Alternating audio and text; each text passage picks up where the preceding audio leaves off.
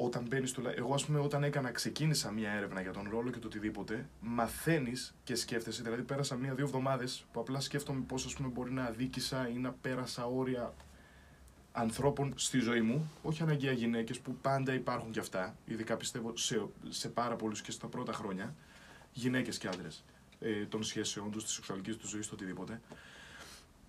Και αυτό πρέπει να βρεθείς αντιμέτωπος με τον εαυτό σου. Αλλά στην πραγματικότητα μετά, όταν το ξεψαχνίζεις και το ξεκοκαλίζεις όλο αυτό, καταλαβαίνεις ότι ήξερα ότι δεν έπρεπε να πάει εκεί, στο οτιδήποτε τώρα.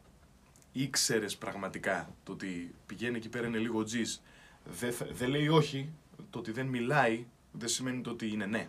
Ας πούμε, οποιοσδήποτε για το οτιδήποτε πάλι. Αυτό, και καταλαβαίνεις δηλαδή το ότι γνωρίζεις, αλλά δικαιολογείς. Και πρέπει δηλαδή να περάσεις και ένα στάδιο αυτό.